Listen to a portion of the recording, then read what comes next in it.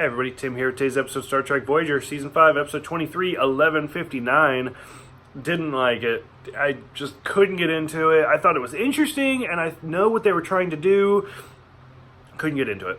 So this episode came out May of 1999, and that's just important because it's all about December of 1999. So it's a little in the future by like 6 months. So it's kind of interesting.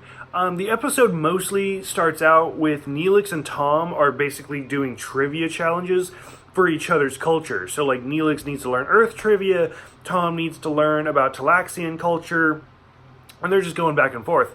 And so Neelix is quizzing Janeway, like, hey, do you know this? Do you know that? Like, trying to come up with better questions and stuff. And Janeway's like, well, like, what do you know about Shannon O'Donnell? And it ends up being one of Janeway's ancestors. I think Seven said like 15 times removed or something. So Janeway talks about how O'Donnell was like her inspiration, and she always heard about her growing up, and she helped build the Millennium Gate, and she was part of the first NASA mission to Mars, and all sorts of stuff. Well, Neelix and Seven do research, and it turns out Janeway was wrong, and her ancestor, like, didn't help build the Millennium Gate. She actually, like, helped try to stop it, and she never went to Mars. She was like a consultant for both, but she didn't actually do anything.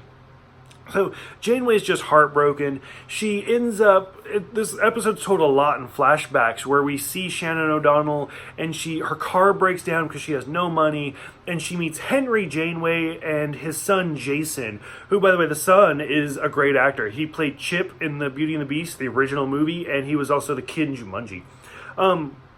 But so anyway, Henry owns a bookstore and he doesn't want to sell it. And he's literally the only shop that hasn't sold. And if he doesn't sell it by 11:59 New Year's Eve, then the Millennium Gate is going to have to go to a different city. And the Millennium Gate is supposed to be like this self-sustaining ecosystem.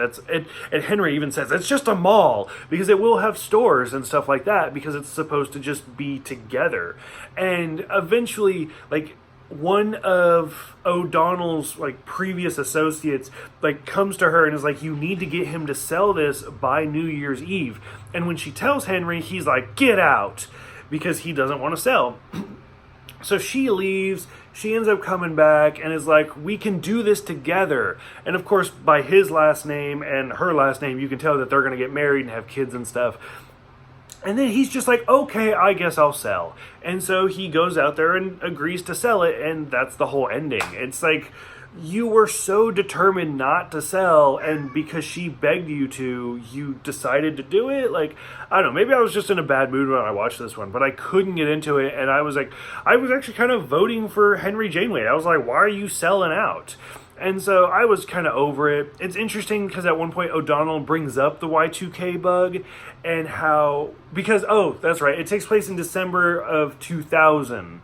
So they're waiting for the 2001. And she's like, the Y2K bug never even happened, which isn't 100% true. Like, one computer went down. But it's like, still, like, it's kind of fun that it brought that up, because that was the future by a few months. But overall, the whole O'Donnell-Janeway relationship, I couldn't do it. Like, I didn't find it interesting. I didn't buy it. Like, they didn't have good chemistry together. Like, I don't know. I couldn't handle that. So for those who have seen this one, what did you guys think? Thank you guys for everything, and I will see you guys next time for Relativity.